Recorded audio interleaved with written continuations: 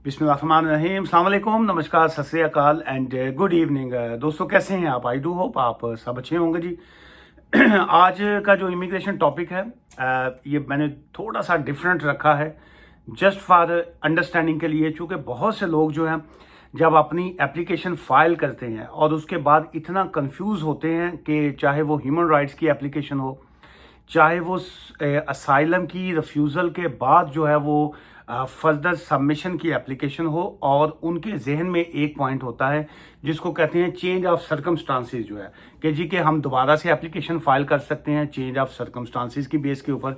जैसे अगर किसी ने फी वेवर की एप्लीकेशन की, उसकी रिफ्यूज़ल आ गई और वहाँ पे लिखा होता है कि you can submit another application if there is a change of circumstances.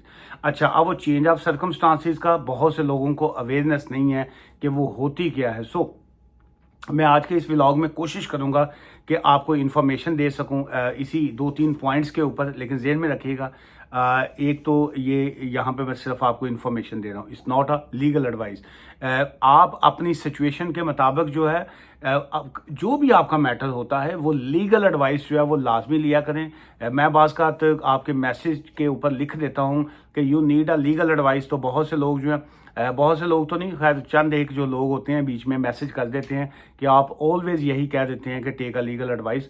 मैं ये नहीं कहता कि आप मेरे पास लीगल एडवाइस के लिए आएँ, आप कहीं पे भी जाएं, लेकिन मकसद ये होता है कि आप अपने केस की जो है लीगल एडवाइस लेके फिर आगे चला करें। अदरवाइज जो है ये इमिग्रेशन जो मैटर है एडा जिन्हों दलदल कही था ना, दलदल बहुत से लोगों ने नहीं देखी तो गूगल करके देखिए होगा, अपना यूट्यूब पे देखिएगा कि ये होती क्या है। ये उसके अंदर जब आपका पहुंच जाता है ये आपको अंदर ही अंदर खींचे रखती है। सो इससे आप बाहर नहीं निकल पाते हैं। बहुत से लोग जो हैं, मैं कई सालों से जो है ये देख रहा हूँ, इमिग्रेशन के मैटर में जब एक मरतबा फंस जाते हैं अपनी एक छोटी गलती की वजह से, उसके बाद जो है उनको वो आगे कई साल जो है वो भुगतना पड़ती है। सो चलिए दो चीज़ें के ऊपर बात करेंगे, लेकिन मैं साथ साथ आपको आज ये जो असाइलम की फर्दर सबमिशन जो है, ये जो डोमेस्टिक वायलेंस के केस में जो है आपकी एविडेंस और फर्दर सबमिशन उस पर, और ये जो आप किसी भी वीज़ा पे होते हैं और जब आप स्किल्ड वर्कर वीज़ा पे स्विचिंग है उस पर, ये टेक्निकली तौर पे इन तमाम पॉइंट्स के ऊपर ही बात होगी, लेकिन उसकी जो बोन ऑफ कंटेंशन जो है, जो उसकी जड़ है इस चीज़ों की जो है, वो दो चीज़ों पे रखी है जिस पे मेरा आज का मेन फोकस है। वो दो चीज़ें क्या हैं जी? एक तो ये है कि अंडरस्टैंडिंग जो है, वो आपकी अंडरस्टैंडिंग जो है वो क्या होती है जब आप असाइलम करना चाहते हैं, या जब आपने ह्यूमन राइट्स की एप्लीकेशन फ़ाइल की, या आपने कोई भी इस तरह की एप्लीकेशन फ़ाइल करते हैं, तो आपकी अंडरस्टैंडिंग जो है वो बड़ा मैटर करती है कि वो आपकी अंडरस्टैंडिंग है क्या। अब अंडरस्टैंडिंग के हवाले से अगर बात करें, इसको मैं लाइटर मोड में जो है आपको समझाने की कोशिश करूँगा। अगर तुहानू हासा आवे तो तुसीं हस भी सकते हो, लेकिन नीचे कॉमेंट्स जो है वो लाजमी कीजिएगा। अब अंडरस्टैंडिंग का जो है, मैं तो इमिग्रेशन के हवाले से बात करूंगा, लेकिन इमिग्रेशन का इसी तरह से सिचुएशन ऐसी होती है कि बहुत से लोग जो हैं जब अपना इंटरव्यू पे जाते हैं या कहीं ना कहीं जो इस तरह की बात होती है, तो उसी में अब ये है कि वो अपना इमिग्रेशन ऑफिसर ने पूछे ना असाइलम के इंटरव्यू के दौरान या मैरिज रजिस्ट्रेशन के दरमियान जो है, जब इंटरव्यू होता है मुंडे कुड़ी नूं अलहदा करके जब इंटरव्यू करते हैं ना, तो उन्होंने पूछा किसी ने ना, अपना औरत नूं लेडी नूं किसी ने पूछा, उन्हें कहा जी अपना तुहाडा जिहड़ा हसबैंड है वो की करदा है, तुहाडा बंदा की काम करदा है, तो वो कहते जी जो बहुती पी लैंदा है तो उल्टियाँ करदा है। अब उसकी अंडरस्टैंडिंग थी कि वो समझ रहे हैं कि जी पूछ रहे हैं कि जी ये करदा की है, वो जॉब का पूछ रहे थे, उसकी अंडरस्टैंडिंग सी कि यह करदा की है, वो कहती बोती पी के उल्टियाँ करता है। सो ये अंडरस्टैंडिंग का यहाँ पे फ़र्क आ गया। अब जब बंदे को पूछा गया कि भाई तेरी बीवी की कर दी है, वो हुण अंडरस्टैंडिंग सी कि पता नहीं पुछ रहे हैं कि की करी, वो कहता जी कि सिर्फ बकवास कर दी, जिन्नी दिल करे यार को बकवास करा लो, होर इस तो अलावा कुछ नहीं कर दी। अब टेक्निकली तौर पे वो पूछना चाह रहे थे कि जी कि वो हाउस वाइफ है या कोई बच्चों की ड्यूटी है या कुछ।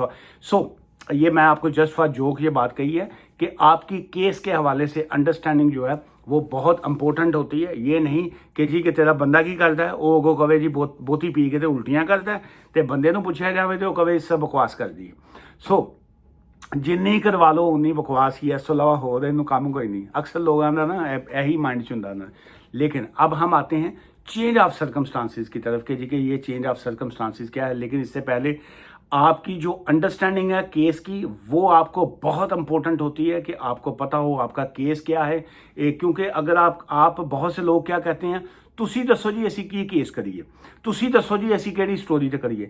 जब आप ਤੁਸੀਂ ਦੱਸੋ पे जाते हैं तो बहुत से लोग जो हैं वो वकील जो होते हैं वो अपना टाइम बचाते हैं। वो कहने ने ऐसी की दसना है, ਤੁਸੀਂ ਦੱਸो पैसे किन्ने देने ने। वो पैसे पकड़ते हैं, फीस पकड़ते हैं, पॉकेट में डालते हैं और मक्खी पे मक्खी मारते हैं। हुण मक्खी ते मक्खी मारना की है, बहुत सारे लोगों को पता होगा। जिन्होंने नहीं पता थले मैसेज करके पूछियो मैनू मक्खी ते मक्खी की है, फिर मैं आपको बताऊंगा कि मक्खी पे मक्खी क्या है। बहुत सी रिफ्यूज़ल को जब मैं लेटर लोग लेके आते हैं मेरे पास, मैं देखता हूँ वहाँ पे टाइटल, नेम, एड्रेस या वो चीज़ें चेंज होती हैं, नीचे स्टोरी जो होती है बहुत से लोगों की एक होती है। चाहे वो पंजाबियों का केस हो या पाकिस्तानियों का केस हो या नेपालियों का केस हो या बंगालियों का केस, किसी का भी केस हो, वो उसमें स्टोरी सेम होती है, टाइटल चेंज होता है। इसको कहते हैं कि आपकी अंडरस्टैंडिंग नहीं थी। मैं अंडरस्टैंडिंग के हवाले से मैं ऑलवेज यही कहता हूँ कि एक तो ये है कि जब आपने केस फाइल करना होता है, go to a good lawyer जो आपको अंडरस्टैंड करता हो। आप उसको अंडरस्टैंड करें और आप दोनों जो है एक पेज पे हों। ये वकालत ऐसा फील्ड नहीं है जिसमें आप कहें कि आप शॉप पे गए, ग्रोसरी पे गए, आपने पैसे पे किए। मेरी कल परसों किसी से बात हो रही थी, वो कह रहा था ओ जी मैं वकील नूं पैसे देते हैं, वो मेरा काम करे, मैं पैसे दे के काम कर रहे हैं, मैं कोई अल्लाह वास्ते काम करवा रहे हैं। सो ऐसे नहीं होता। जब आप फीस दे के काम करवा रहे होते हैं वो भी आपका काम करते हैं, इसमें कोई शक नहीं है। लेकिन आप दोनों का एक पेज पे होना जो है वो बड़ा मस्ट होता है। जब आप दोनों एक पेज पे नहीं होते तो क्या होता है, सिर्फ नुकसान होता है। सो एक तो आपको अपने दोनों वकील को इसमें fees is a one thing separate जो है, फ़ीस का इस चीज़ से ताल्लुक़ नहीं होता। फ़ीस से हट के आप दोनों का दोस्ती होनी चाहिए। आपके और आपके वकील के दरमियान जो है आपका ताल्लुक़ जो है बड़ा क्लोज़ होना चाहिए। आप एक दूसरे को अंडरस्टैंड करते हों, आप एक दूसरे के साथ फ्रैंकली माहौल में बात कीजिए ताकि वो आपके केस को अंडरस्टैंड करे और आप उसके मिजाज को अंडरस्टैंड करें। और उसके बाद जो है अल्टीमेट दोनों का गोल ये होना चाहिए, वकील का मकसद ये होना चाहिए कि मैंने इस केस को जीतना है, मैंने इस केस में अपने क्लाइंट को रिलीफ लेके देना है, इसको रेमेडी लेके देनी है, इसको बेनिफिट देना। और क्लाइंट के माइंड में ये होना चाहिए कि मैंने इस वकील के थ्रू जो है ये मेरा मकसद जो है वीज़ा लेना है या इमिग्रेशन, जो भी आपका मकसद है वो मैंने उसको क्लियर करना है। सो दैट्स मीन दोनों का मकसद अगर जीतने की हद तक है, दोनों का मकसद अगर गोल को अचीव करना है तो आपको दोनों को एक पेज पे होना मस्ट होता है। अदरवाइज जो है कभी भी कोई भी ना वकील कामयाब होता है ना क्लाइंट कामयाब होता है। अब हम आते हैं चेंज ऑफ सर्कमस्टांसिस के। ये चेंज ऑफ सर्कमस्टांसिस क्या होता है, बहुत से लोग जो है उनको वो चेंज ऑफ सर्कमस्टांसिस को उनको पता ही नहीं होता। जब वो एक एप्लीकेशन की रिफ्यूज़ल आती है उसके बाद वो सेकंड एप्लीकेशन करते हैं, सेम स्टोरी, सेम गल्लां, सेम वही कहानियाँ, वही सारा कुछ करके जो है वो एप्लीकेशन फिर डाल दी। ये अब चेंज ऑफ सर्कमस्टांसिस का के हवाले से, जैसे मैंने वो पहले आपको लाइटर मोड में जो है अपना शुगली अंदाज के विच गल दसी, अब चेंज ऑफ सर्कमस्टांसिस का भी ऐसे ही हो। एक बंदा नहा रहा सी ते ओ नहा रहा ते बाहरों बैल हो गई, बाहर बैल होई है ते ओ जिहड़ा ना नहांदा ना ऊंजी नंगा ही जिहड़ा ना नस के बाहर आ गया। वो बाहर आ गया तो डोर खोलिया तो अगों बाहरला बंदा शर्मिंदा हो गया। उन्हें कहा भाजी कुछ पा के अंदरों आओ, तुसीं इंज ही आ गए हो। वो फटाफट अंदर गया तो जुत्ती पा के आ गया। सो अब वो असल च कह रहा सी उन्होंने कि कुछ पा के आओ, कि बेशर्मा कुछ पाया, कोई शर्ट पाया, कोई कमीज पाया। वो गया अंदर से जुत्ती पा के आ गया। सो यहाँ पे चेंज ऑफ सर्कमस्टांसिस नहीं है क्योंकि कुछ भी नहीं, वो ऊंझी गया तो वो समझ थी कि जी मैं जाना है तो मैं जुत्ती पा गया। तो यहाँ पे ये है कि आपने अपने चेंज क्या आया जब आपने पहली एप्लीकेशन फाइल की, उस वक्त क्या था। आप कहेंगे जी उस वक्त भी मेरियां 5 उंगलियां सी, बाद चो भी मेरियां 5 ही हैं। हाँ, पहले मेरा मुंह नॉर्मल सी, बाद चो बुढ़ी ने मुंह ते चपेड़ा मार के लाल कर दिया, वो एक डिफरेंट इशू है। मेन ये है कि क्या पहले सिंगल थे, बाद में आप डबल हो गए। पहले आप सिंगल थे, बाद में आपकी गर्लफ्रेंड आ गई। पहले आपकी जॉब नहीं थी, बाद में आपकी जॉब आ गई। पहले आप काम नहीं करते थे, बाद में आपने नेशनल इंश्योरेंस नंबर यूज़ किया। पहले आप नॉर्मल थे, बाद में आप सिक हो गए, बीमार हो गए, आपको कोई बीमारी है। आप जो है आपकी अपनी पर्सनल लाइफ में कोई चेंजेस आई। पहले आप मैरिड थे, अब आपकी डिवोर्स हो गई। सो इस पहले आप जस्ट कपल थे, अब आपके कोई बच्चे हो गए। सो ये that's called change of circumstances के आप में पहले के और बाद के हालात में तब्दीली क्या आई है। ये जो चेंज ऑफ सर्कमस्टांसिस होते हैं ये केस में वहाँ पे बहुत इंपॉर्टेंट होते हैं, जहाँ पे आपका पहले केस रिफ्यूज़ हो जाता है और आपके पास अब आपने ज़ाहिर है आपने भाग के तो बैठना नहीं है, आपने कोई ना कोई तो फर्दर एप्लीकेशन करनी है। सो जब आप फर्दर एप्लीकेशन को करते हैं, जिसको असाइलम के बाद फर्दर सबमिशन कहा जाता है, फर्दर सबमिशन का मतलब यही है कि now you have a new evidence. अब आपके पास नई एक एविडेंस आई है जिसको आपने पेश करना है वहाँ पे। That's called a further submission.